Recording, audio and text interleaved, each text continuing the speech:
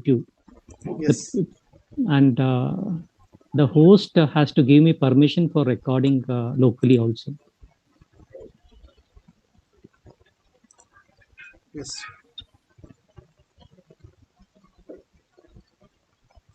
Dr. Mahesh is the host, so he can start recording.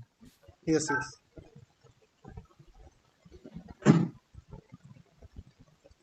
Yeah. So, warm good evening to one and all. I am Professor Kiran Kumar K, Professor of Psychiatry at Vaidya Institute of Medical Sciences and Research Center, Bangalore, and also the Deputy Editor of Journal of Psychiatry Spectrum, the official publication Recording of IPS in progress. Karnataka chapter. As we are all aware, we are at the verge of our first journal, which is yet to be released, and probably we are looking at February 2022. And as a prelude to this, we have been conducting a series of activities. And today, one such activity is discussion on basics of peer review. We know that peer review has been very, very important since time immemorial. From the time it is officially recognized more than about 300 years ago, it is still said that the linchpin about which the whole business of science is pivoted is the peer review. So to go through this program, this will be the flow. I'll be introducing the panelists for the day and the chairperson.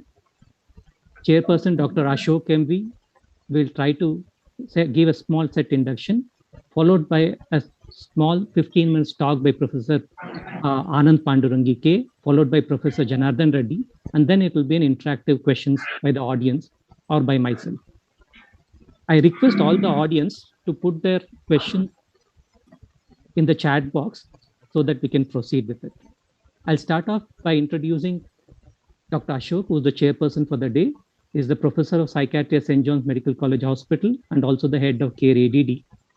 He completed his MD from NIMHANS. He was a visiting registrar at Liverpool, UK between 1993 to 94. His areas of interest is child mental health, and he has been heading CARE ADD, which is a Center for Advanced Research and Excellence in Autism and Developmental Disorders, along with St. John's Medical College. He has developed a scale to screen for ASD in 9 to 18 months old and has carried on various research studies in this area. He is currently the chair of IEC at NIMHANS Bangalore. He is the hub director for NIH FIC grant and is also actively involved with Minds newsletter since its inception. I welcome you to the program, sir. Thank you, Dr. Kiran. Pleasure to be here. Thank you, sir. The first panelist for the day is Professor Anand K. Pandurangi. Is the professor, director schizophrenia program, director brain stimulation therapy program, a division of inpatient psychiatry from Virginia University. He graduated from University of Madras way back in 1975 and MD from University of Bangalore in 1978. His special areas of interest include schizophrenia, bipolar disorders, psychotic disorders, and major mental illness. And he has various publications both in national and international fora. I welcome you to the program, sir. Thank you. We have with us Dr. Y. Janardhan Reddy, is a professor of psychiatry and currently head Department of Psychiatry and OCD Clinic at National Institute of Mental Health and Neurosciences, Bangalore. As we all know, the special area of interest is OCD and bipolar disorders. He is also the reviewer of many national and international journals in psychiatry. He was awarded the Visiting Commonwealth Research Fellow at the Oxford University Department of Psychiatry. He is also the prestigious winner of Sir C.V. Raman State Award for the Young Psychiatrist for the year 2011 by Government of Karnataka. He is member of Enigma OCD Working Group and is also the current WHO Working Group, member of WHO Working Group on OCD for revision of ICD-10. He is the lead author of Indian Psychiatric Society Clinical Practice Guidelines on OCD and CBT. I welcome you to the program, sir. Thank you. So with this, we know that the concept of peer review has been in the forefront for more than 300 years, but it is no short of controversies. And we know certain of these issues where the whole concept of scientific publication was questioned. To discuss in further about these issues of peer review, I would like to call upon our chairperson for the day, Dr. Ashok, to start with the proceedings. Over to you, sir. Thank you, Dr. Kiran. I'm not sure how clearly my video is coming across online. I apologize for finding myself on the road. I thought I'll be home and logging in from home. I just It's happened clear. to be It's somewhere on clear, the road sir. at 7 p.m. Yeah, thank you. Yeah, so it's a pleasure to be in this program along with Professor Anand Pandurangi and Professor Janardhan Reddy. The Journal of Psychiatry Spectrum, the Journal of Karnataka IPS. It's an idea that's got mooted over almost 20 years plus ago, and gradually a critical mass of support has kind of evolved for it, and it's nice to see it all coming together. And these lead-up programs being organized by the editorial committee is something very exciting to be part of. It's something it's a very nice way to kind of really lead up to the launch of journal. So it's a very nice program. Just a few days ago, there was a discussion on ethics, and now the discussion about peer review. It kind of sets the stage and builds significant momentum for everyone to look forward to the first issue coming up in a couple of months' time.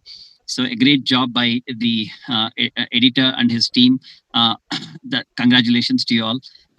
It's a great pleasure to invite both Dr. Anand Pandurangi and Dr. Janardhan Reddy. I mean, eminent clinicians, scientists in their own right, who are both who probably are extremely aware of the peer review process and can share their words of wisdom with the audience today. I wouldn't take too much of your time. I was not very clear who will be speaking first, Dr. Kiran. It'll be Dr. Anand Pandurangi will be speaking first, sir. Yeah. Okay. So to begin with, Professor Anand Pandurangi from Virginia, USA would be speaking to us. Thank you for joining us so early in the morning there, Dr. Pandurangi. Over to you. Hello. Yes. So good morning, good evening to everyone. It is my pleasure to be a part of this program. It is quite exciting. And when I think Vijay asked me about it, I was delighted to say, yes, I would like to do this. I am also pleased to know the people on the panel. I think excellent, a lot of seniority, a lot of experience is there on this panel. So some of the things that I am going to talk about are going to be rather broad in nature because the title is like the basics of the review, and we won't be going too much into the depth. I know there was or will be one on ethics, for example, and there may be others. I think there is one on statistics. So I will just be touching upon some of it, but not go into the depth. And also we want to allow, I suppose, a good amount of time for interactions, questions. And so I will limit myself to about 15 minutes plus minus. And let's see how that goes. Of course, in addition to what was said about me in the introduction, I have rather close connections with various Indian institutions. Very proud of that. When you say a University of Madras, actually my studies were in Jipmer, Pondicherry. And when you say University of Bangalore, of course it was NIMHANS that I did my MD, where I also was faculty for a short period of time before I left for USA. And then I have been a visiting professor to PGI for many years in Chandigarh, and a couple of other private universities as well, where we have done teaching sessions, etc. So I just want to highlight my continued India connections over the last 40 some years. Anyway, so coming to the topic, the review is critical. you will see that almost any announcement that is made on any scientific finding of extreme public importance, let us say COVID-19 or a cancer breakthrough, will always, when the newspapers, when the professional society newsletters announce these things, even on TV, they will say, but this has not under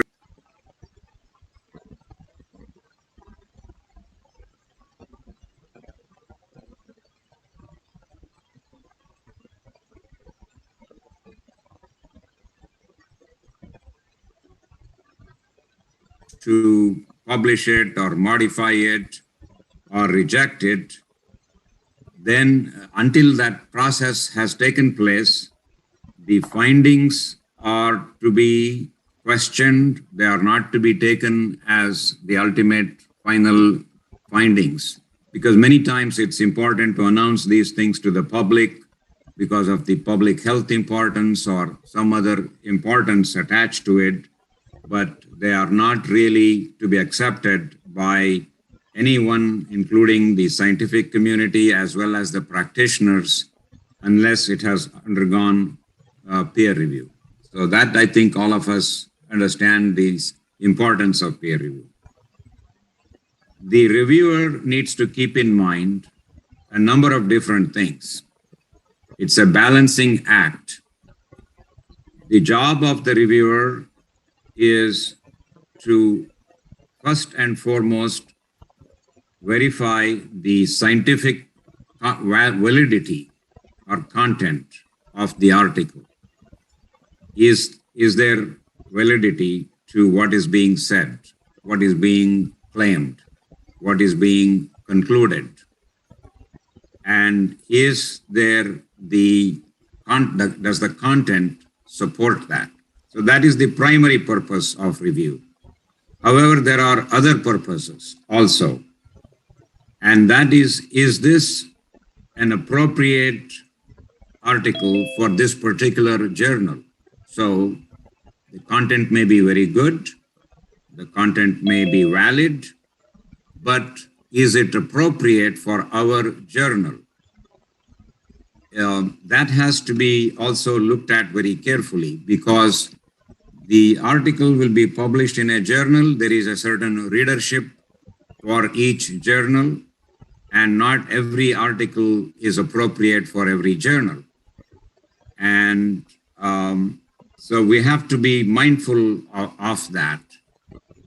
If someone is going to be writing extensively about public health and epidemiology, and the audience consists primarily of general practitioners, general psychiatry practitioners, then every single detail and tables and all of that may not be relevant for that purpose per person. He or she may not even have the time for all of that.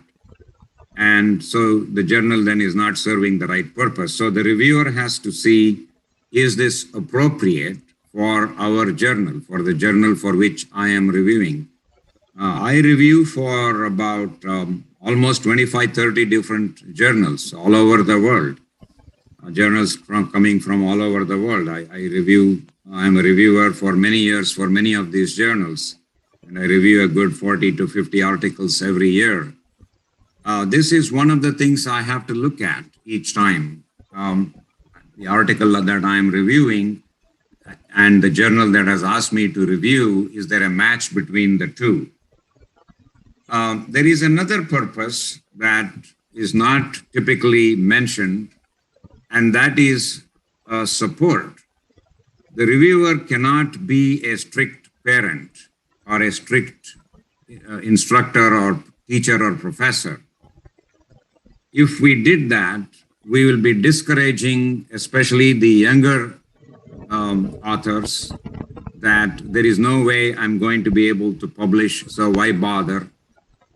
So the reviewer should be somewhat generous and kind in his approach, while paying respect to the other two goals of scientific validity and appropriateness to the journal, we have a role of also nurturing the investigators, especially the younger ones. So in my typical review, I will actually provide some suggestions. I am not usually harsh in my criticism. It's easy to be harsh. It's easy to be rigid and harsh and say, this whole point is totally useless and it is highly unsupported by the contents and the sample size is extremely small and just let's reject it. That's quite easy to say. But we should be thinking about what will happen to our potential authors and investigators. So there is a role, as far as I'm concerned, for the reviewer to be also supportive in a way and make some constructive suggestions so the article becomes better and more suitable for publication, and provide some encouragement to the authors to work on it, to modify it, to add data if necessary, etc., rather than to rigidly and strictly reject, make a recommendation of reject. Going from this, so that has to be always kept in mind by the reviewer, and reviewers also, I think we all develop over a course of years, just like anything else. We mature over a period of time. I might have been more strict and more black and white when I first became a reviewer 30, 40 years back. And now I might be much more kinder to the authors, saying that I've been there, I've done that, I've made the same mistakes. I have, been helped by healthy, constructive reviews. So I should also do my part. The second thing the reviewer, I think, should do, so that's about the first point. The second main point I wish to make is read very quickly, glance at the entire article first. Don't go paragraph by paragraph, line by line. And of course, we are going to find a lot of things that need improvement. But I strongly recommend that very quickly read through the abstract, look at the title, abstract, and take a quick glance at the entirety of the paper. That will tell us whether some of the things that I'm going to say about paragraph 1 are actually addressed somewhere else. They may be addressed in the discussion. They may be addressed in conclusion. And so the suggestion then would be this needs to be moved up to the introductory section rather than, gee, you didn't cover this. And then you go back and say, oh my God, he did cover it, but it was in a different section. And so you have to revise your review. So I recommend to the reviewer, read the whole article quickly. Then we start with the details of the review. The title is very critical. Many times when we do our literature searches, you will know that we accept or reject articles for our own reviews, for our meta-analysis, and so on, more or less based on the title. And I'll say something similar about the abstract. Because when I put in some keywords and search words, and I get 8,000 hits, I am not going to be able to review all 8,000. They aren't going to be appropriate for my purpose. I'm going to be looking at the title. And does the title convey what I'm looking for? So the reviewer needs to understand the importance of the title.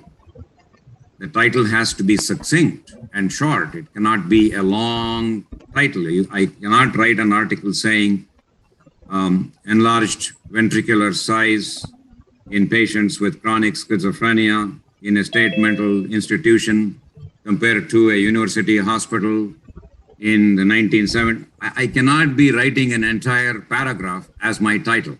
I should simply be saying ventricular enlargement in schizophrenia. And that should be sufficient. It's succinct, it conveys the main point. So did the authors provide a succinct, appropriate title. That is the next item for the reviewer to look at. Is it short? Is it brief? Is it succinct? Does it convey the purpose of the article? You have just glanced over from the beginning to the end of the article. You know what it contains.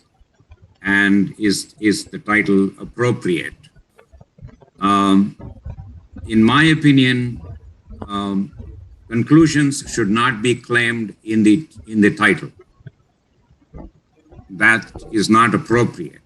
One should not somehow suggest that the point is proven by using a title of that kind. Ventricles are enlarged in schizophrenia may not be the best way of writing the title. Then we go to what I think is the most critical part of an article, namely the abstract. Again, for the reasons I mentioned, that is, many readers depend on the abstract. We don't have time to read an entire article and find, excuse me, and find out that that's not something for me. That's not addressing my questions. That is not for my area of specialization. We depend on the abstract. Abstracts are usually about 250, 300, 350 words, and they have to convey this. Now, you mentioned in the introduction somewhere that the peer review process has been there for hundreds and hundreds of years. I will mention here that it is not hundreds of years, it is actually thousands of years. This whole process of writing, especially if you look at the ancient Indian literature, you'll find something very interesting. They have a shloka in the very beginning of the write-up, in the very beginning of a book, even if it's a very big book, even as big as, say, Mahabharata. You will find a shloka there in the very beginning that summarizes the content. Excellent, very nice. You can, and that is the purpose, that is the abstract. That is the first shloka is the abstract. Likewise, they have a conclusion, by the way, called the Mangala Shloka, and at the very end, and that is their conclusion. So this tradition of having an abstract and having a conclusion has been there from ancient times, and the reviewer should pay a special attention to the abstract.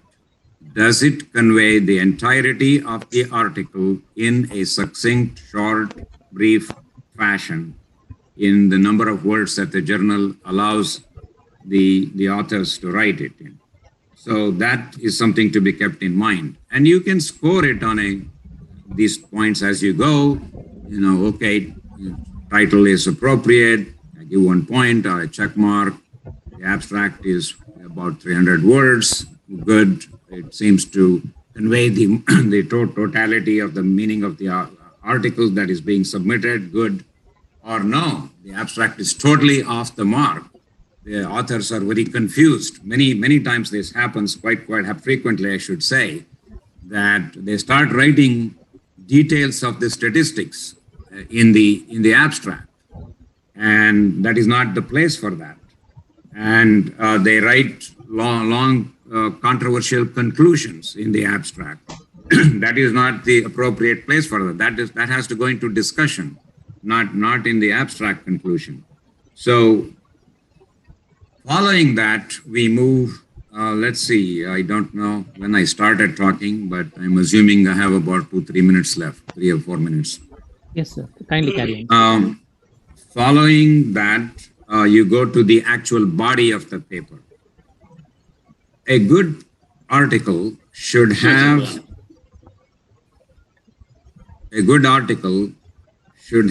a solid introduction, or sometimes called background or introduction. The topic of investigation has to be introduced by the authors as to what is it. If it is psychopharmacology of depression, there have to be about 2 lines about depression. Why is it depression or major depressive disorder is a worldwide illness of approximately 7 to 8% annual prevalence and 15-16%, 20% lifetime prevalence, of which approximately 30-35% are refractory to several lines of medication and even combination of psychotherapy. Has to be stated before you go on to say, why am I investigating and reporting on a new treatment? What is the necessity for that? So that is introduction. The other thing I like to see personally in the intro is a history. 1, 2, or 3 lines of the history of this particular topic. If it's antipsychotics, I'd like to see that the first antipsychotic came around 1948, and we have about 70 years of experience using specific antipsychotics. Paying some respect to the people who did the pioneering work and acknowledging that this work has been done before. I'm not the first guy to be doing this. I think not shows the humility of the authors also, but more importantly, their knowledge of the field. And so again, it doesn't have to be in any great detail. It has to be just 1, 2, or 3 lines. So that is the introduction. Then you go to the start reviewing the actual article. Is the purpose stated clearly? Are the aims stated clearly? Those of you who write grants understand this very well. NIH here has a very specific format in which grants have to be written. The aims are a very critical part of that. When I teach residents and young faculty, when I mentor them about this, I also ask them to include their hypothesis into that. That is, the aims should reflect your hypothesis. So are the authors doing that? Have the authors done that? So that has to be looked at in terms of the review. Then you go to the methodology, the design, how was the study designed? Many people skip this. And especially I've seen this European authors, they don't tell us what's the nature of the hospital in which they are doing this study. They don't tell us that they're using samples from 3 or 4 different hospitals. I have to ask them in my review comments, like, it's not at all clear to me whether this samples came from a single hospital in a city's urban setting, or this is coming from 4 or 5 different hospitals in different locations. They just skip that for some reason. And so one has to go from aims, including something about the hypothesis, to methodology, and that should start with the design of the study. And what is the context? What is the location? Where is the sample coming from? Is this a sample of convenience? Is it a random sample? Is it a consecutive sample, etc.? So again, I won't have time to go into all the details. We can discuss that in the interactions if people have questions. Then you go to the findings. Or maybe if there are lots of instruments or radiology, imaging, you describe all of that. So has that been adequately done? Is another question that reviewer has to look at. Then you go to the findings. And are the findings presented in a succinct fashion? Are they presented in a tabular form? Are the tables and figures appropriate?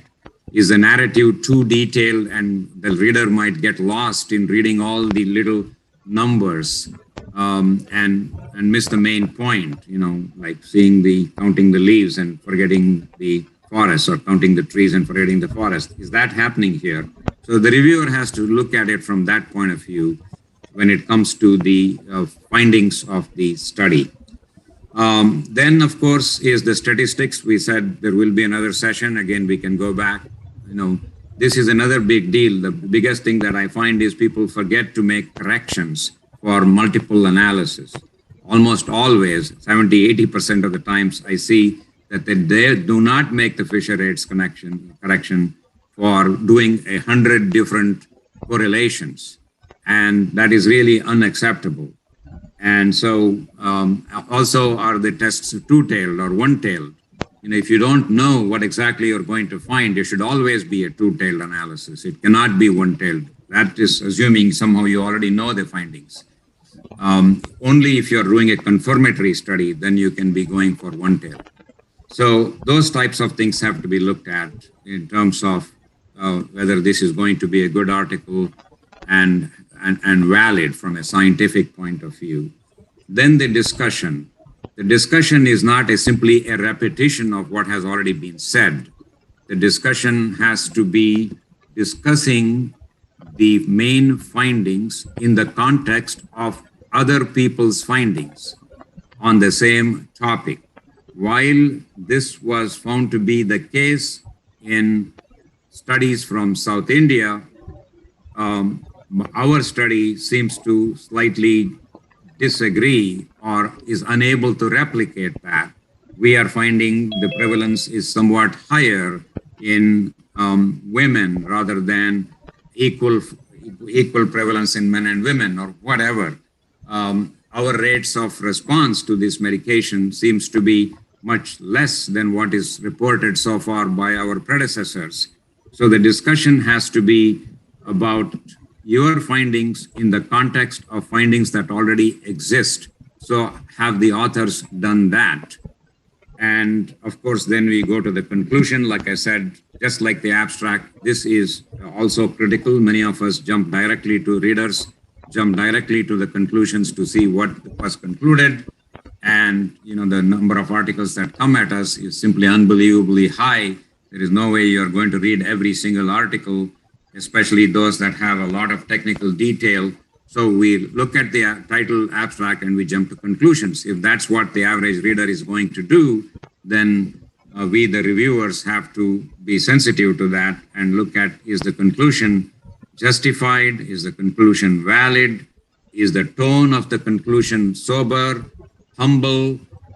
Are authors claiming something that they did not show or they did show, but it's not sufficient to make such a tall claim? All of that. So I will stop here. I know there is at least one other speaker, I think Dr. Reddy, and then I know there will be some time for interactions and questions, so more issues can be covered in that. So I just wanted to give you my thoughts on the review process.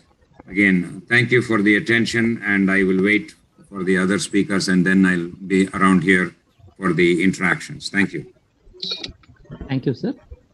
Thank you for running through the process of peer review, from taking into consideration the validity, the appropriateness of the content, and also a guideline that the reviewer need to be mostly supportive rather than being very, very critical. With this background, I would now request our next speaker, Dr. Y. Janardhan Reddy, to go ahead with this presentation. Just a small announcement. Any questions, any comments, any discussions, kindly drop in the chat box. After the session, then we will go on with the questions and the moderation. Thank you. Thank you, Dr. Kiran. I'll just share my screen and then maybe begin.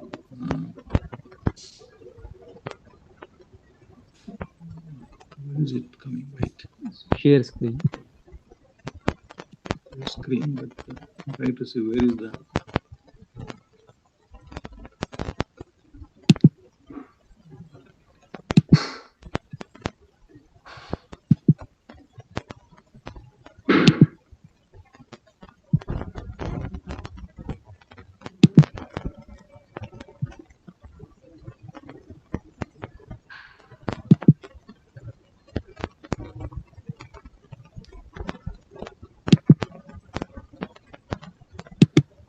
They're visible now, right? Yes, it's visible now, sir.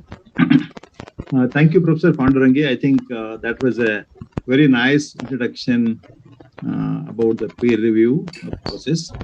In fact, I'm quite glad that because you have addressed an aspect of the peer review process that I did not include in my presentation. Most of us know that Professor Pandurangi summarized succinctly what we routinely teach our residents when they present article in a journal club. In a sense, he actually summarized how to read an original article critically. Now, it's just that in journal club, you do that post-publication, but if you are called in as a reviewer with an expertise in the area, you do it before the publication, make sure that the published research is valid and is a good quality paper, and then it is original. In a way, peer review process, it excludes or leaves out poor quality articles, invalid articles. So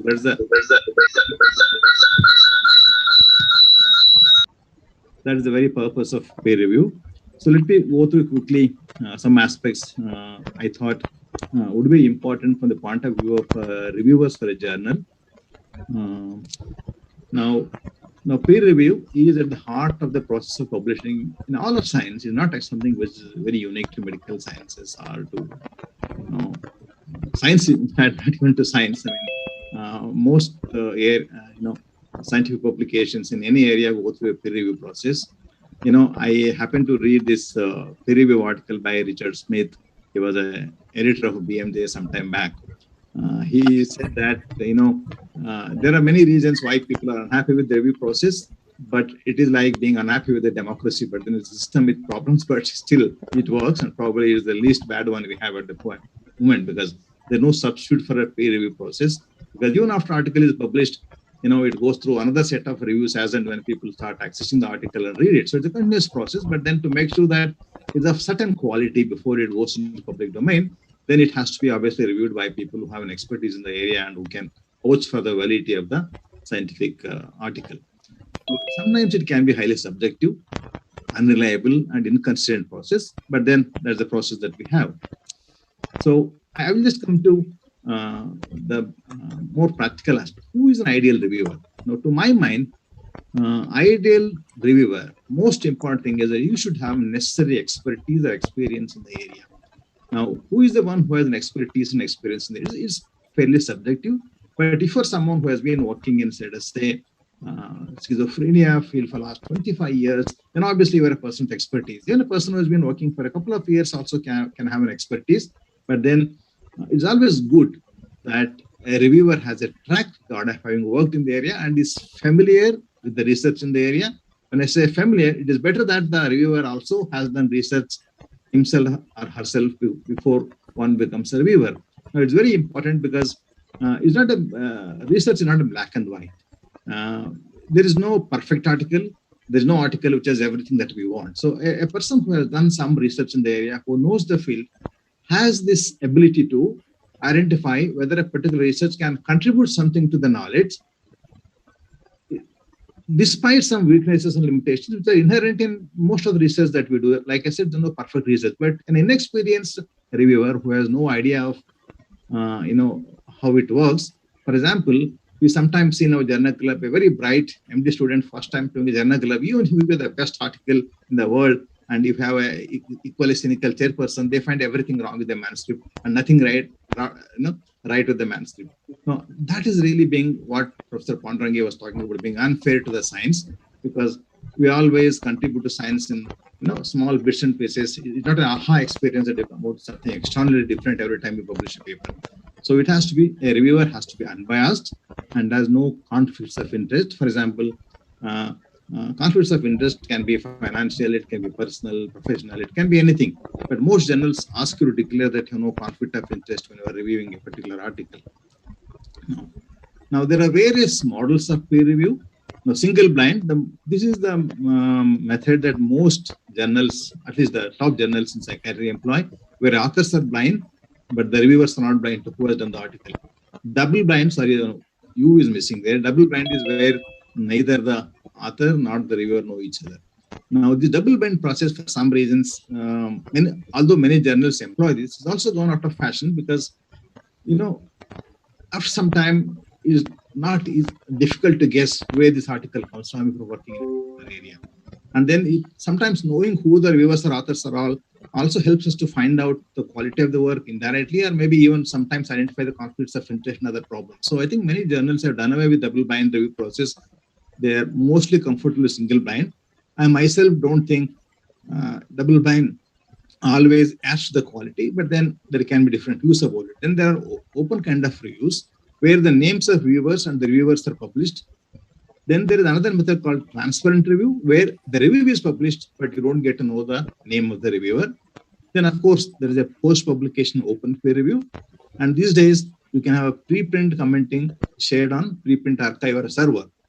And there are some journals who are willing to quote the reviews if they are publishing a group of journals. For example, if you publish to, send an article to Indian Journal of Psychiatry and then you reviewed it, but then editor found that it is better with Indian Journal of Psychological Medicine or some other publication of the same group, they ask you whether they can quote the review, because that actually does not waste the time of the reviewer and also the editor. So you can optimally utilize the scarce resources we have in terms of reviewing scientific articles. Then I will come to ethics of peer review. I think it's very, very important when review is being done. It should be unbiased, independent, and critical assessment is an intensive part of review process. Fairness. When I say confidentiality, why is it very important? Because it's a privileged communication between you and the editor. It's not available in public. So a good reviewer is someone who does not share the content of the manuscript with anyone unless he or she wants to take an expert opinion of another colleague or wants to take the help of a junior colleague who he needs to train. But this has to be done with the explicit permission of the editor of the journal. So it's very, very important that confidentiality is maintained and there are no conflicts of interest, and then full disclosure is encouraged. Then there are certain important don'ts of a peer review. I think these are very, very important to me. One is, of course, I mentioned about violating confidentiality. I see many times people talking about how they got articles or reviews from some group or the other in the world, and then how they have done a bad, work. This is something which actually damages the reputation of the reviewer, and also the whole process gets vitiated. Now, doing favors to authors, believe me, this is not unusual. It's about I scratch your back, you scratch my back, and this exists in scientific world, and we are the same people like anybody else. So, to be very, very careful that are we doing any unnecessary favors to authors because we know them, they're my friends, or that we have some collaboration coming up next. All these factors can play a role. Then the other thing which can sometimes happen is appropriating authors' ideas even before the manuscript is published, and then you sometimes deliberately delay the review process. Your paper gets published earlier if it's a similar paper than others. Then deliberately providing negative remarks or highlighting negative points about a manuscript with the intent of obstructing its publication. Or the other important thing is, in fact, these days, some journals warn you that not to contact authors directly. If you have some doubts, you write to us, or maybe you can write in the review itself. Don't contact the authors. Then you can involve others in the review process, particularly young researchers who want to learn how to do it, but this should be done with explicit permission of the journal. Making hostile, inflammatory, derogatory, and personal comments and accusations is strictly no. I can tell you, when I started actually publishing maybe 2 decades ago or more than that, sometimes I used to be very hurt the ways I used to get some reviews. I still remember I sent an article to one famous journal, and then one of the reviewer made one sarcastic remark saying that, in India you give SSRIs to children. Then now I wonder what the quality of the manuscript is all about. So it is a kind of sometimes without your knowledge you can make these kind of an accusatory remarks, or that sometimes you make very sarcastic comments about the language in which the paper is written. So be very, very careful that we are actually evaluating the manuscript. We are not evaluating or judging the authors when we review a manuscript. So, and the other thing which many times authors do is that they suggest their works to be cited in your article. In fact, there are times when journal editors cite you after paper is accepted. Those 2-3 articles have been published in our journal. Why not include them? I have come across this many times from reputed journals because they have to enhance their citation matrices. So this also strictly no when you do a peer review, unless you think that your articles are relevant for the paper that's being reviewed, not just because you have published an article in that area. Okay. Now, what important is when not to accept review invitation. Now, if you are currently employed in the same institute, same department as the other, sometimes it is difficult to be fair and objective. They may be some of your friends, you meet them every day in the canteen. I don't know. This is very subjective, but I would probably, if I get articles reviewed from my own department, I tend not to review them. And particularly if I've been a recent mentor or a mentee, you have a close professional collaborations, we have a joint grant holder, or your work is similar to the manuscript work is similar to yours, that is in preparation or under consideration elsewhere, I think it's best not to really review that particular manuscript, because you may not be all that objective in the end. And most important, if you don't have time, simply don't accept to review the article, because most authors want reviews on time. And believe me, all the reviewers are also authors. We have gone through that process ourselves. And when we get a review 2-3 months later, we get really frustrated. So it should be very, very clear that we don't really accept and we cannot do it. Maybe we can suggest alternate reviewers if you think somebody else can do a better job. Most important to me is that if you think you have no expertise in this area, then don't accept it just for the sake of, you want to be recognized as a great reviewer for all big journals. So don't accept, because sometimes I'll tell you the articles which come from some top journals like biological psychiatry or molecular psychiatry, they may be in your area, but sometimes the technology or the techniques that are there in the paper may be simply Greek and Latin to you. Why do you want to review it just because you have been working in that area? So I think we have to be very honest with ourselves as to whether I can give a good account when I read a paper. Then how do we write a review? Best practice is to refer to the manuscript. Don't keep referring to in the review as authors. I always keep referring to the work as a manuscript rather than talking about authors. Be constructive, honest, be polite. It's it's a nice idea to use suggestions to improve the quality of the manuscript. Let me tell you, I've been publishing for 25 years, and I also came across some research that more than 90% of the authors feel that after the review process, the quality of the manuscript has actually improved substantially. And I fully subscribe to it that, when I get reviews from others, I can improve my manuscript because they see it from a different perspective. I know of friends who send their articles to some good journals just to get good reviews and to learn, how they can improve the manuscript. So I think there's a great merit in taking suggestions of the reviewers. It improves the quality of the manuscript. And then when you actually reject a paper, more than anything else, I think there should be clear reasons for rejection rather than, making even non-specific comments and then simply say rejection is quite disheartening, because authors need to know why you are rejecting or what kind of revisions you want actually from them. So summarize the paper in 2 or 3 sentences. That's a good way to begin the review. Most articles have some strengths, identify strengths and talk about them. I usually review section-wise. How is the introduction? How is the method? Is statistical analysis good? Have they concluded well? Like Professor Pandurangi said, in statistics, I would like to see whether, they are corrected for multiple comparisons and so on and so forth. I usually send reviews section-wise, though it is easier for the editor and also for the authors to make some decisions. And I usually have sections like what are the major concerns I have, if I have any, and what are the minor concerns. So authors know that the major concerns which they need to address rather than minor concerns, which of course they have to be addressed as well. Then we can comment on methods and statistical analysis. And it's also important that we comment on the quality of writing, because clarity of what you write is extremely important. But make sure that, these days we get a lot of articles written in English by people they may not be very proficient in English language, and that may not be your mother tongue. So I think, but we should not miss the content of the manuscript just because the language is not good. We can make polite suggestions as to take help from somebody who is proficient in the language, but avoid making any kind of derogatory remarks just because English language is not great. And all journals now have a space for confidential comments to the editor, but these are usually about some limitations. It's not something that's very, very private that you tell people. The editor, the authors don't know. Many times you really don't have much to tell to the editor other than what you are communicating to the authors. Now, don't forget to inform the editor if you suspect plagiarism, scientific misconduct, or if it is salami publication. So in summary, peer review depends essentially on trust.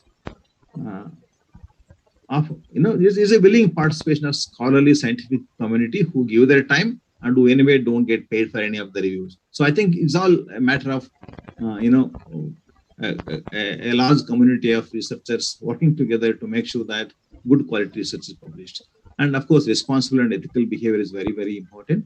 There is a Committee on Publication Ethics scope, which talks about ethical guidelines for peer reviewers. Of course, there are many other things. In fact, these days, Many journals also give elaborate guidelines as to how to do a peer review. I was just coming up across some guidelines was published in the Wiley website, very, very useful guidelines. I'm sure many other journals, websites also give this kind of instructions to reviewers. I will leave it at this so that we can have some.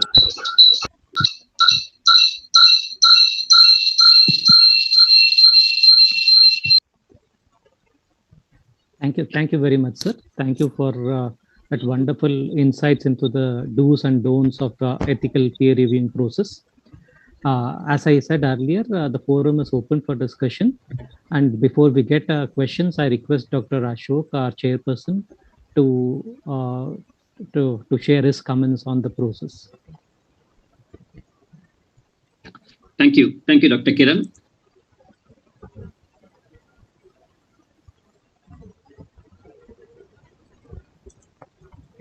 Sir, you're not audible, sir. Ashok, sir, you're not audible. Yeah. Thank you, Dr. Kiran. Thanks, Dr. Anand and Dr. Janardhan, for sharing the important aspects of peer review. Dr.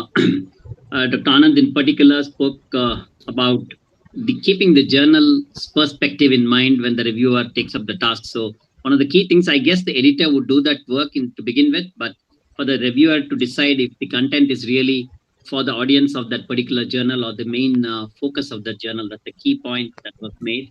And of course, he highlighted the importance of being a very supportive person in the whole process. He also highlighted the importance of the title, abstract, besides various other sections. Dr. Janardhan Reddy took it forward to talk about what an ideal reviewer should be like, and he quoted different models of peer review and important do's and don'ts in approaching the peer review process. Thank you. Thanks to both the panelists for this. I'm sure it's kind of, there's a whole lot of questions on minds of people who are gathered here. Let me just start with a couple of questions that have come in the chat already. There's one of them says, what are the basic differences between the critical reviewer of a published article and role of a peer reviewer? I'm trying to get my head around that question. Why should I peer review? What is in it there for me for reviewing? Okay, so a critical reviewer of a published article and the role of a peer reviewer. So if the question, Dr. Vijay, would you like to highlight that the specific thought behind that question? The first question is not exactly. Yeah. So Dr. Janardhan Reddy mentioned about when the article has been published already, we are able to find so many issues in that article. So what is the basic difference at that moment in time and when the person is reviewing before the article is published? Is it the same almost? Yeah, no. Vijay, I think what I was referring to was something very different. Like Professor Pondarangi presented, that's how you review any scientific article, whether you were a reader of a published article or whether you want to decide whether an article is good enough to publish. Now, the only difference is a peer reviewer has to decide whether the submitted manuscript is of a high quality, is it original, or is valid enough to get published. And in simple language, does it add to the existing knowledge in the field? Now, I think that is something that needs to be done prior to publication. Therefore, some experts in the field, maybe 2-3 people, sometimes if they're top ranked journalists, they send to 6-8 people, and the editor ultimately makes a decision whether this particular manuscript is good enough for our journal and it can be published. Now, that's the process. But then peer review continues. The review continues because every time we review an article, we appraise it, isn't it? I mean, that's what we teach in Journal Club. Now, that doesn't stop there, but it's a basic minimum that you ensure before an article is being published. That means it has gone through a rigorous scientific review by experts in the field, and then it comes into open review. Open review, you may agree or disagree with what is there in the article. That is a continuing process in science. So, but the process is similar. Now, when I said there are so many mistakes that you can find, I didn't say mean mistakes. What I meant was, Professor Pondarangi was saying being kind to the people who have done research, because you can find mistakes, limitations in every scientific article that you publish, but you should also be able to recognize its merits and whether it can contribute to the knowledge despite some limitation. I think that's what I meant. Thanks, Dr. Reddy, for clarifying that. There are quite a few. Continuing with that, Dr. Ashok, sorry. continuing with that, my question was, it's just for people when I try, it's a kind of question for inspiration reasons. So if somebody says, why should I peer review? Or they might say, what is in there for me to review? So just for for information's sake, I thought I want to know from experts. Dr. Pandurangi, you are muted actually. Dr. Pandurangi, you are muted actually. You need to unmute. Okay. Can you hear me now? Yeah. So it's a good question. It should not really come from a new reviewer, but I think it can come from me. This question has now become big for me. Why should I review? What am I getting out of this? Because the number of invitations you get at a certain point becomes too many, and then you have to pick and choose. But the reason for being a peer reviewer, of course, is slightly altruistic. You are part of the scientific community. I'm talking now to the potential reviewers who might be thinking, should I spend some time on this or should I just take a pass on this?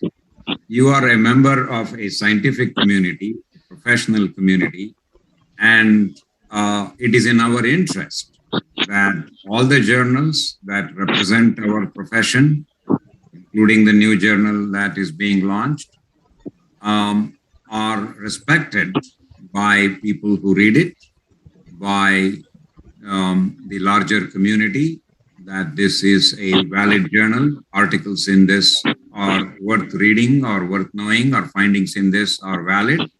And you as a reviewer are contributing to that, to that respect that the profession and the journals have. So yes, we don't get paid for reviewing articles. There are other ways I think they have begun to appreciate or acknowledge our efforts. I think sometimes they will give you some certificate or they publish your name somewhere, your list of reviewers. Everyone knows that.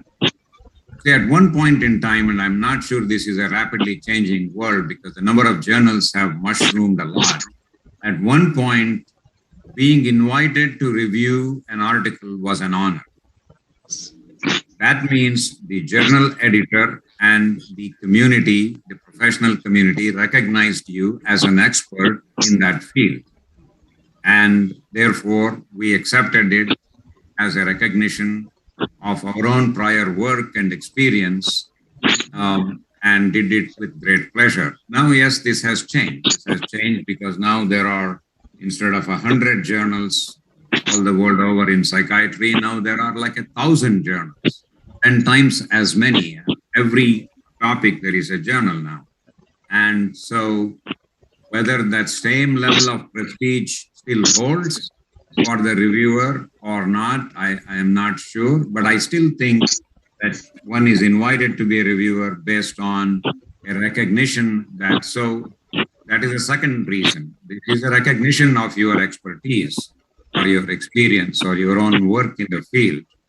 And so that is the second reason you should accept. The third I mentioned, it is a way of mentoring. It is not a direct way of mentoring, but it certainly is a way. You are contributing to the field in another way by supporting and encouraging the younger researchers by giving your valuable time, maybe 2-3 hours or 4 hours, let us say, per article.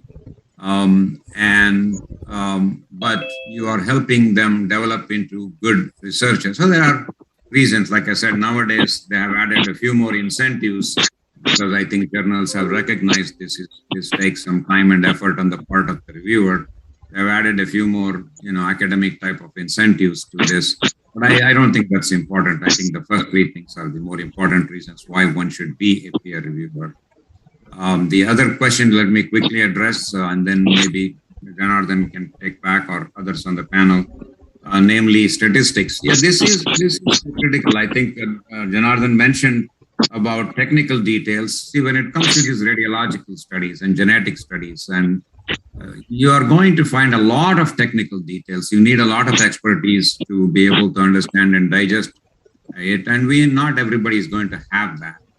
And hopefully the editor has selected 2 or 3. There are 3 reviewers, and one is more like a clinical scholar reviewer who is reviewing it from that perspective. One is more a statistically savvy reviewer who is reviewing it from that perspective. And one is more a technical expertise reviewer who understands, all the sequence, MRI, fMRI sequences and the nuances of that, and is reviewing from that perspective. And the 3 reviews combined together give an informed opinion to the editor how to move forward. But focusing on the statistics part, of course, this is more or less part and parcel of every article other than some historical article, right? And so this is a very good question, and I certainly encounter this quite a bit. And what I do is I have a basic knowledge of statistics. I'm not a statistician, but I know t-tests and chi-square tests and multivariate analysis and regression analysis and so on. And in the earlier days, I did a lot of the statistics myself, so I'm a little more familiar with canonical correlations and things like that. So I will apply whatever knowledge I have to that. But if I find this is going over my head, I will simply say so in my review. I will say that there are parts of the statistical techniques used in this review that I am not qualified to review. So please have this section reviewed by an appropriate biostatistician. And I'll just make that recommendation to the editor. Recently, I reviewed, an article from England, and these are things are called as data massaging, data torturing, and so on. And they have literally tortured the data with so many different statistical techniques that you begin to wonder what is the real finding. And so I just wrote that. I said, look, at the face of it, this is an interesting, important study. I don't want to throw it out right away, but the data has been tortured to death, and I'm not qualified to critique the new techniques they are using, but somehow I feel that they are stretching it too much. But please have it reviewed by somebody appropriate. So that's what you do. You do what you can do, and then you tell the editor what you are not able to.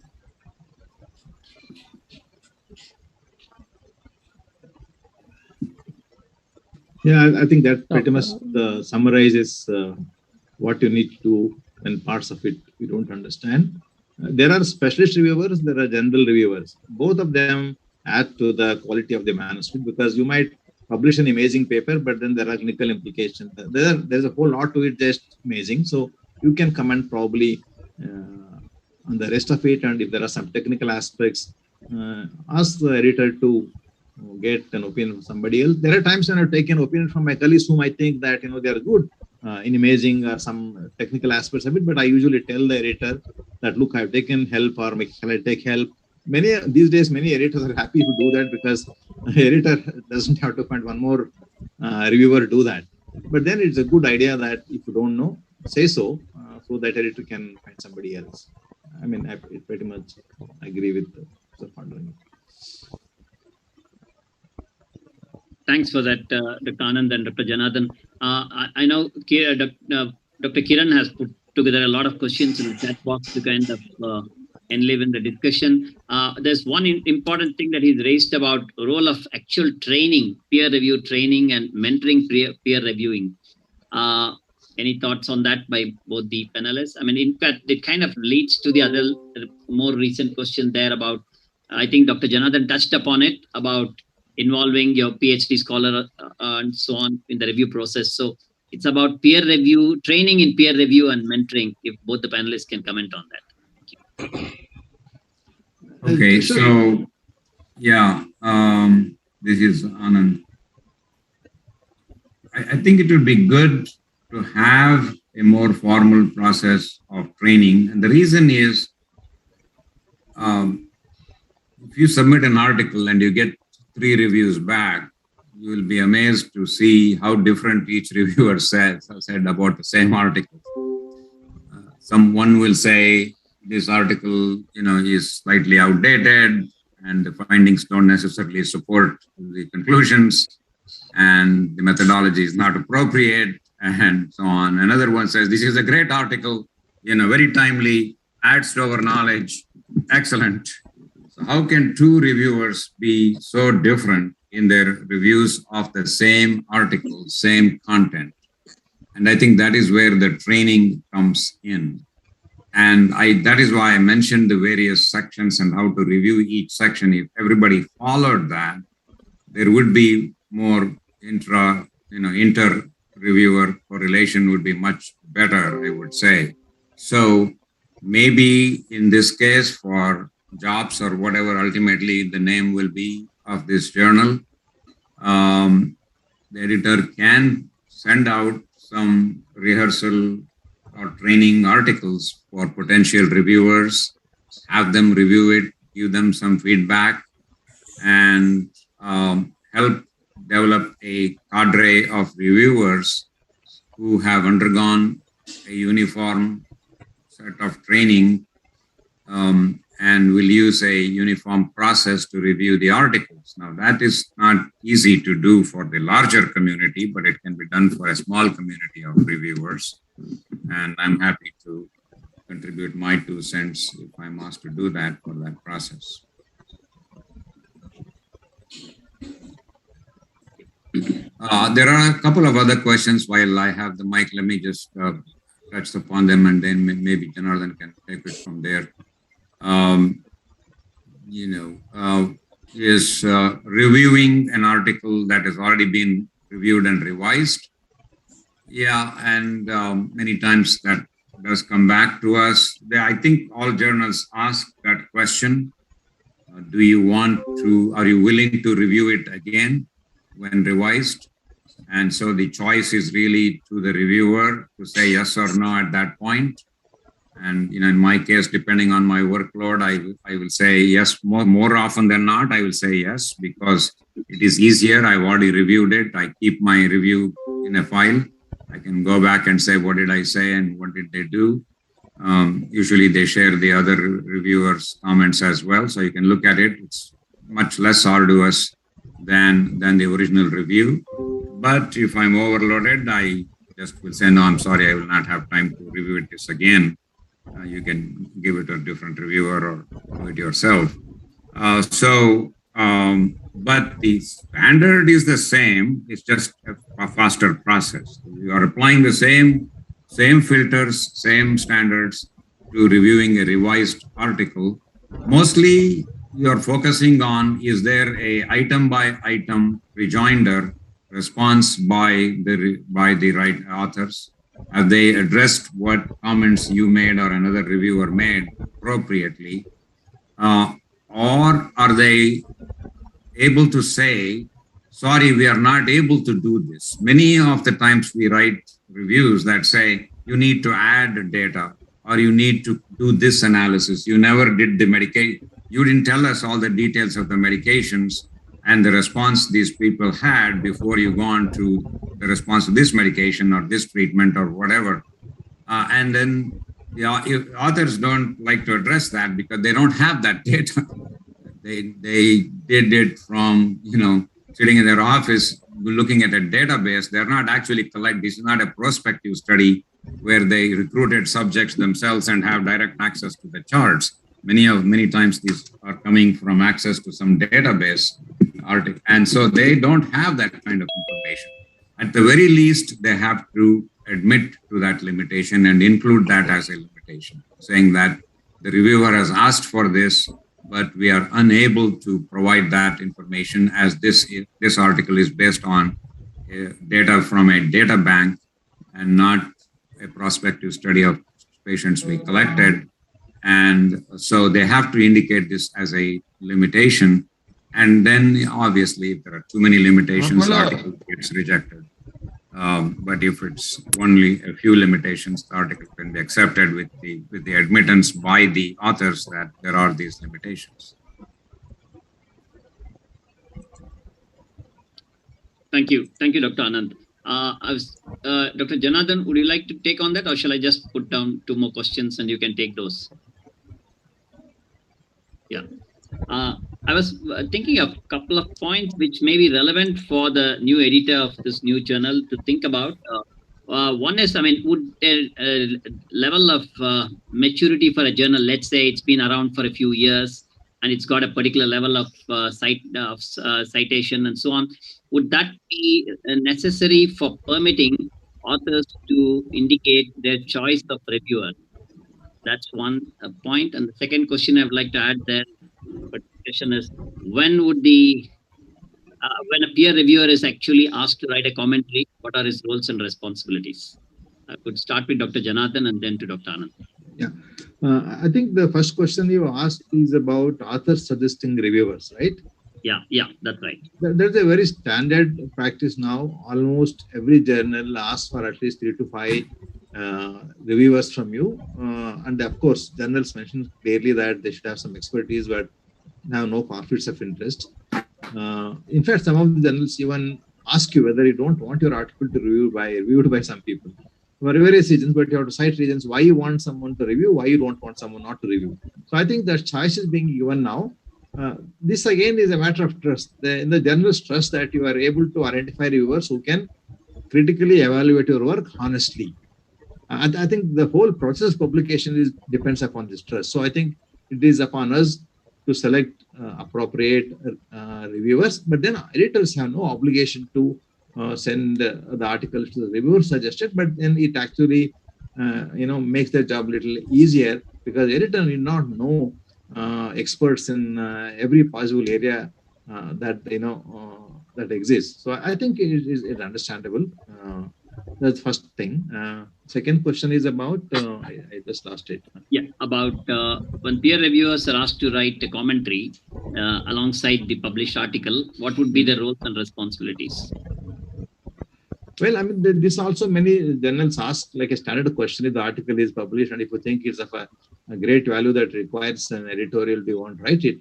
Yes, I mean, let us say, for example, now somebody has come out with a treatment for COVID-19. Now Merck has come out, Pfizer has come out with it, and then they come out with an article in, let us say, in New England Journal of Medicine. It needs to be put in a perspective. If it's a good enough article, it's a good enough new finding, great finding, then I think reviewer can also write a commentary on that. It's very commonly practiced in many journals, and I don't see it as a problem. In fact, it can be encouraged because the reviewer has an access to the article as reviewed and knows the strength of the paper and can put the findings in the perspective, and it is quite educative to the readers. I don't know if I not answered. Maybe Mr. Pandurangi can clarify it. He is more experienced than me about this. Yeah, Dr. Anand, if you can dilate on those responsibilities. Yeah, thank you. Yeah, those are good answers there. I would say yes. Journals do ask the authors to suggest names of reviewers. I think that is appropriate because you are in the field. That is your area. You're investigating it. You actually know your peers who are doing similar work or who have done the work or who have been leaders in the field, who have published in the field. You know that. So you can certainly suggest.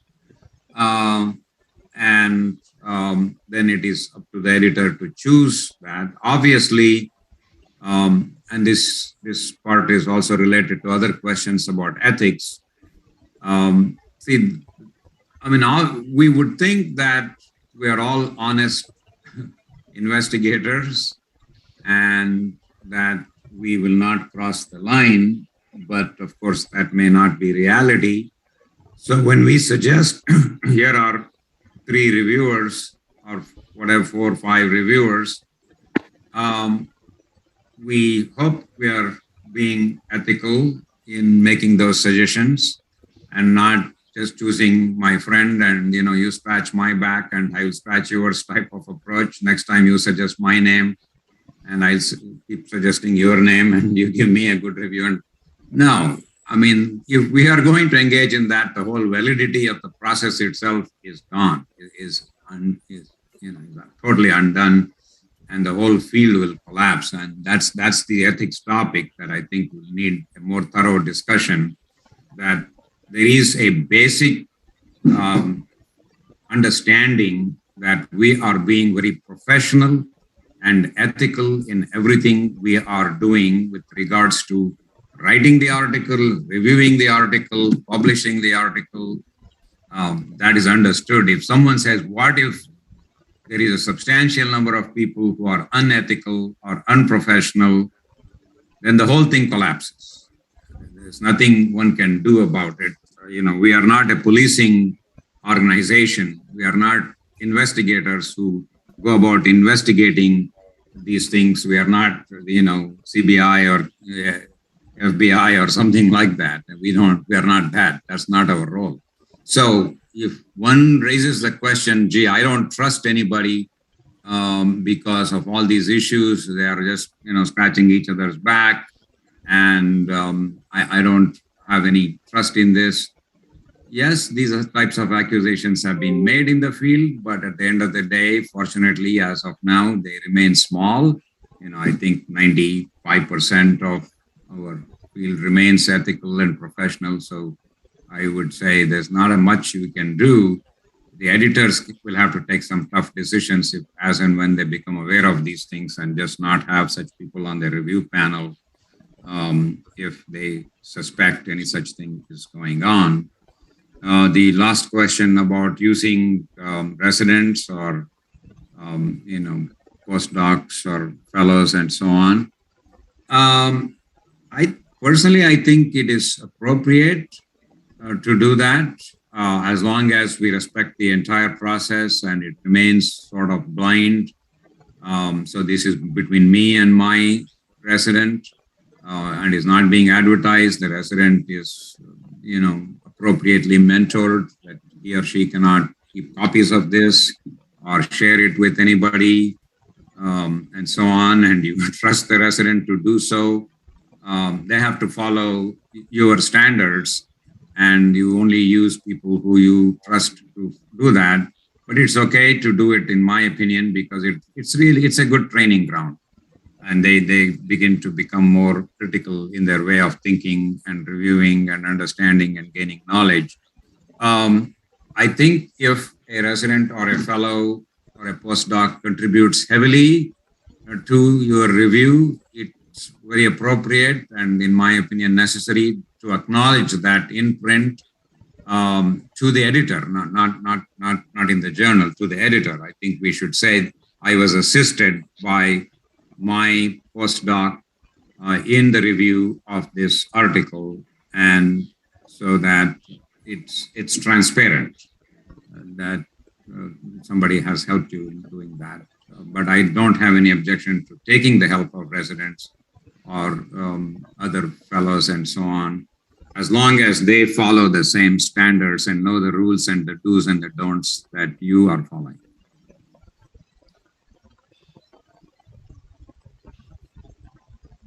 Thank you, Anand, on that. So I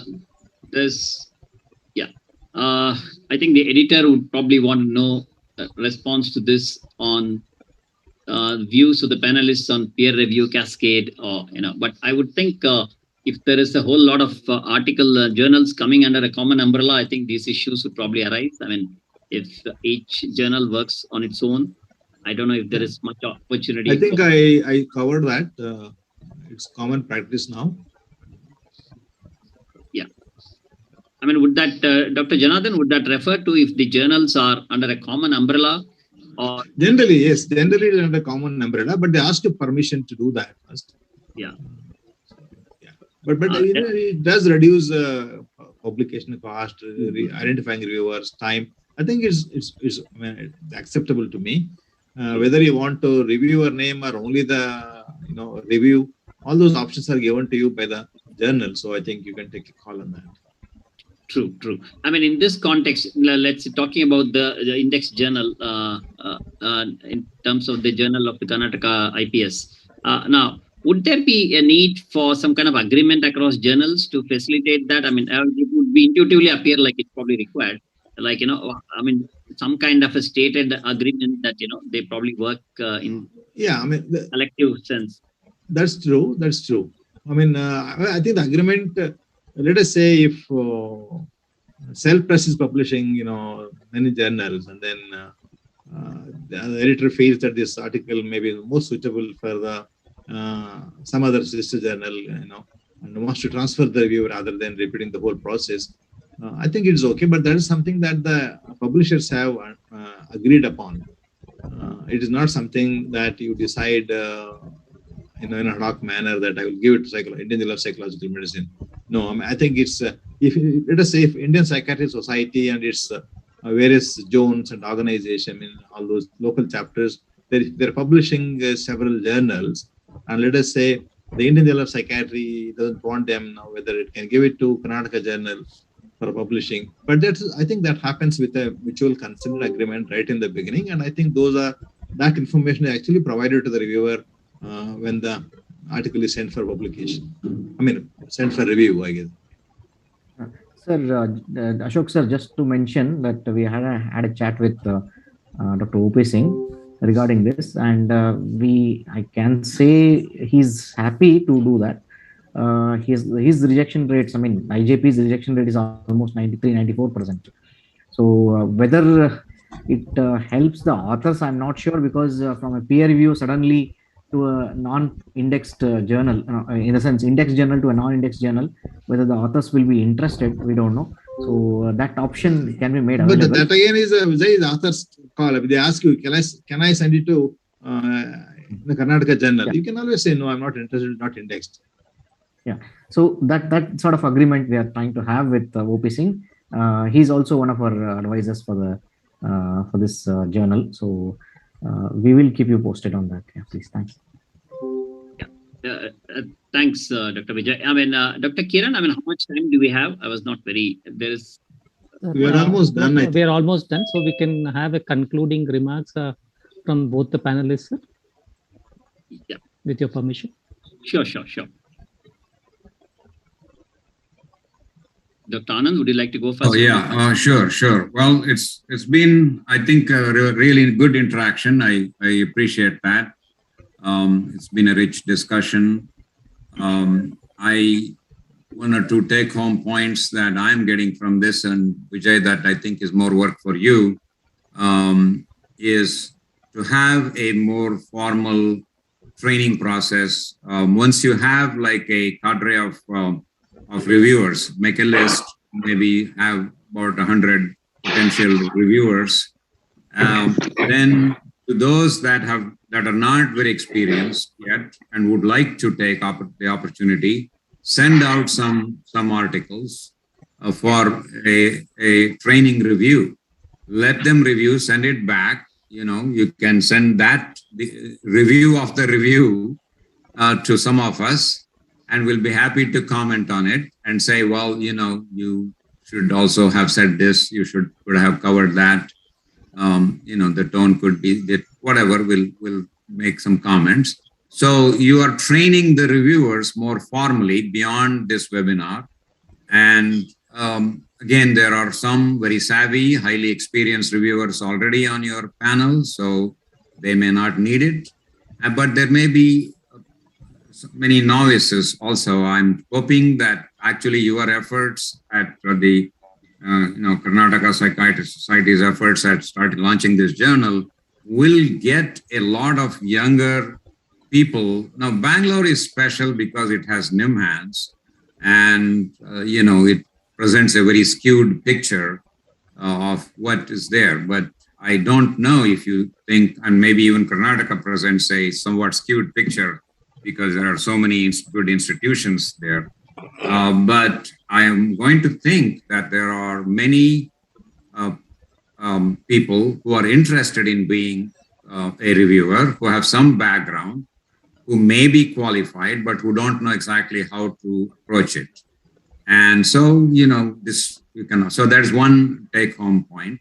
The second one is what I just would re-emphasize on the question about ethics and so on. There are no straightforward answers to those types of questions. I mean, what if someone is unethical? Well, editor, if he comes to know, he takes him off the review panel. That's all one can do at this point. There's nothing more you can do. Like I said, we're not the police. We're not going to charge him with a crime or take him to court and things like that, unless it is extreme, involving money and stuff like that, which should never happen in our field. But it has happened, as you know, in United States. There are many cases where such instances have been brought, not so much for reviewers, but for investigators. And so that whole issue of what happens if someone is stealing ideas, what happens if one is contacting the authors directly, inserting their own names, etc. That's all totally unacceptable, unethical behavior. But there are no easy solutions to that. Like, what do you do? Well, get the person out of the review panel, out of the editorial panel, maybe even out of the society if it's extreme. So that's all I can say. Again, I have certainly enjoyed being a part of it, and thank you. Thank you, sir. Yeah. I agree with everything that Professor Pandurangi mentioned just now. I have two specific comments to make.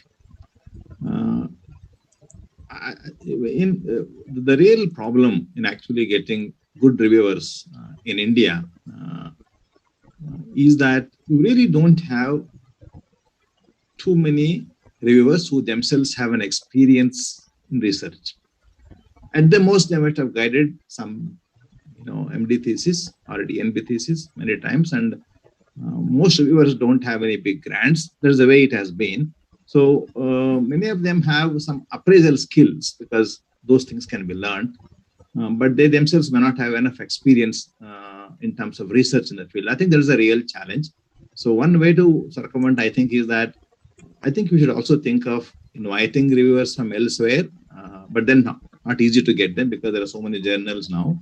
But maybe from people that we all know, people who can do favors to Karnataka Journal because they would help it grow. So we need to expand the list of viewers from just within India to, maybe even neighboring countries and elsewhere, and use your contacts to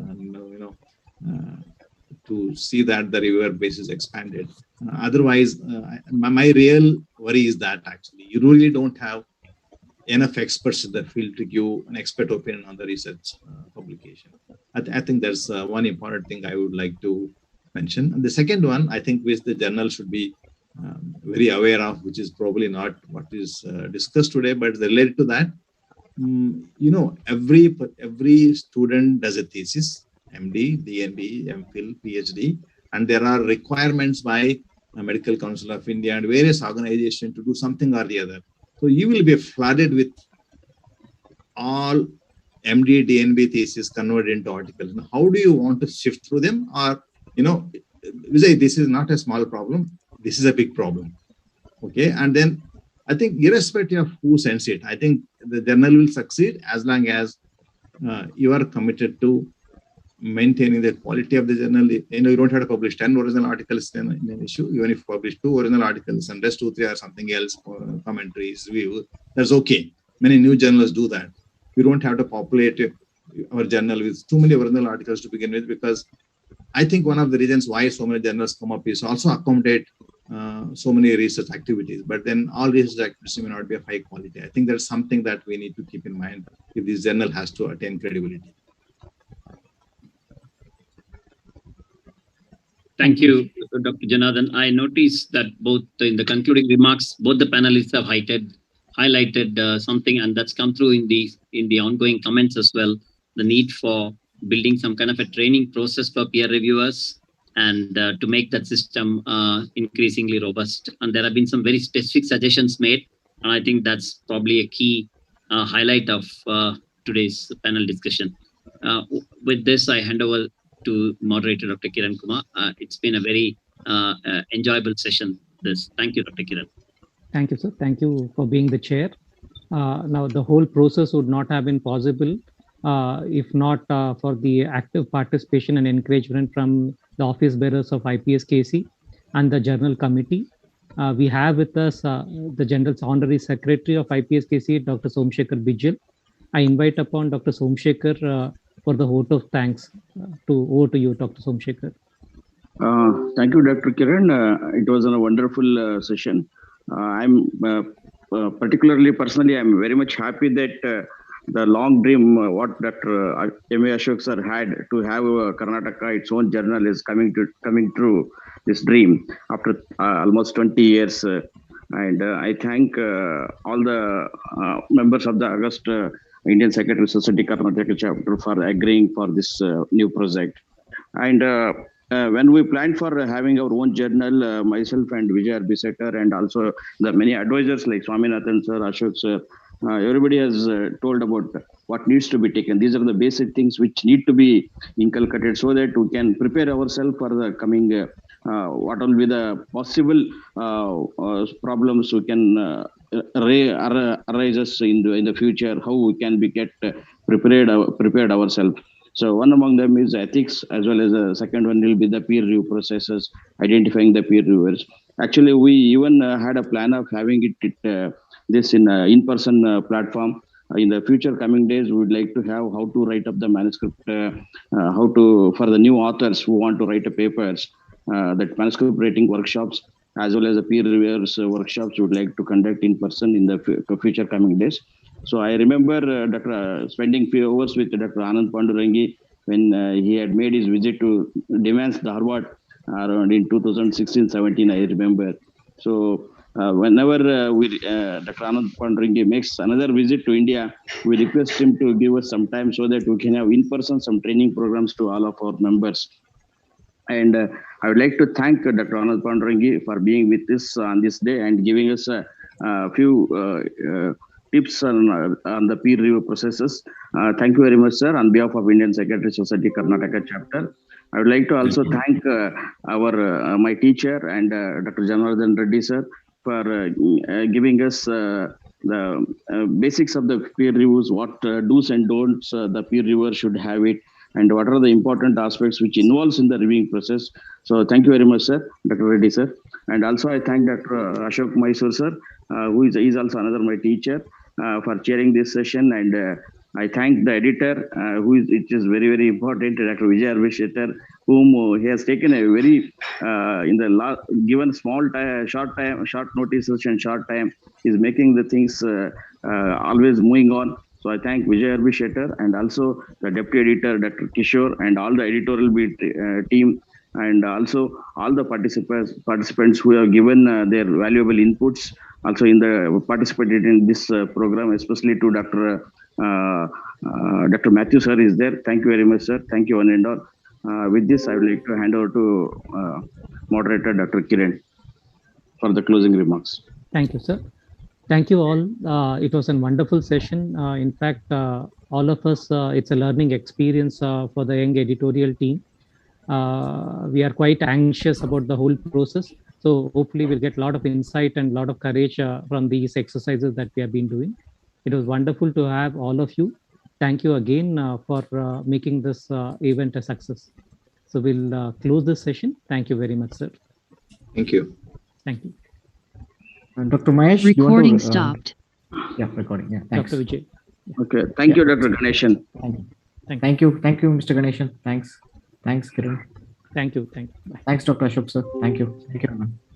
Good night to one and all. Good night. You guys, bye. Bye. Excellent.